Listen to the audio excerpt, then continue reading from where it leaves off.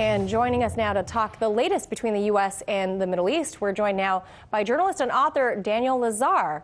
Daniel, thanks for being with us today. So when President Trump announced his decision to withdraw all U.S. forces from Syria back in December, he tweeted this, as you recall: the United States military, our coalition partners, and the Syrian Democratic Forces have liberated virtually all of the territory previously held by ISIS in Syria and Iraq.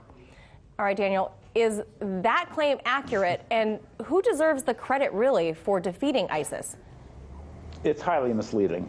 The lion's share of the credit goes to Syria first and foremost, the Syrian government, and then to Russia and to Iran and Hezbollah too.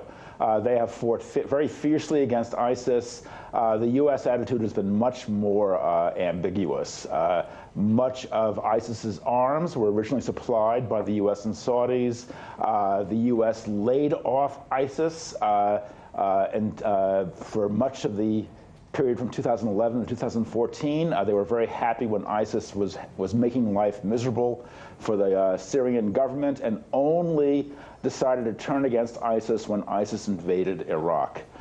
So the U.S. attitude is highly ambivalent, and U.S. arms are still finding their way to Al-Qaeda and ISIS.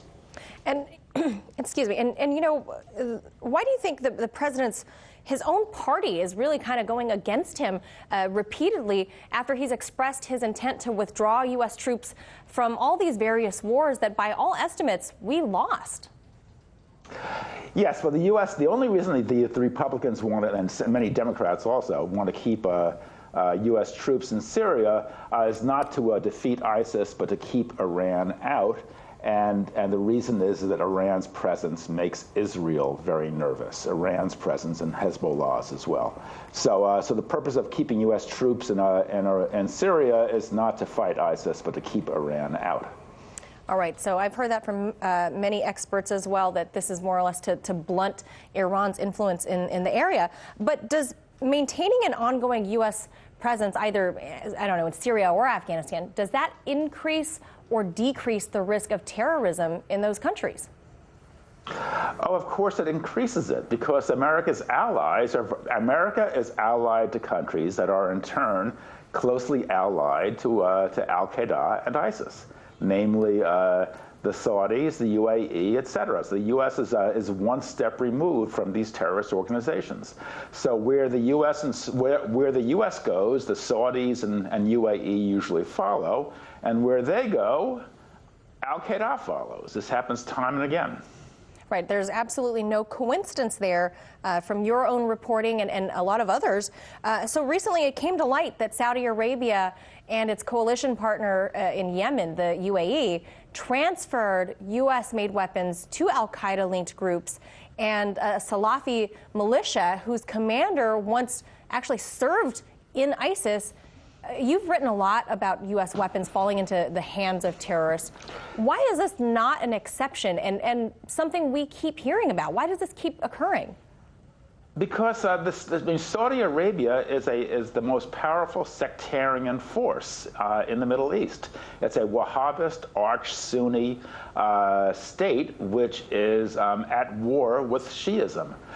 So it carries that war wherever it goes. It intervened in Syria, not in the name of democracy, needless to say, but because it's opposed to the Alawite government of Bashar al-Assad. And in April and May 2015, the Saudis transferred huge amounts of TOW missiles, optically guided TOW missiles, anti-tank missiles, to Al-Qaeda-linked forces in northern Syria. And now it's doing the same thing to Al-Qaeda-linked forces in Yemen. This pattern happens time and again. So it's no surprise at all. And where is all the news coverage about this? Why is it seems like RT is really the only one covering this sort of thing?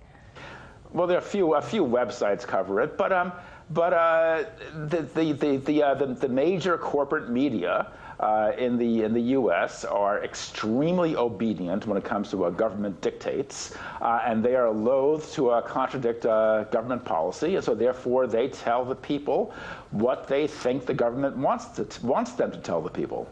So, and the government does not want them telling people that American allies are arming al-Qaeda.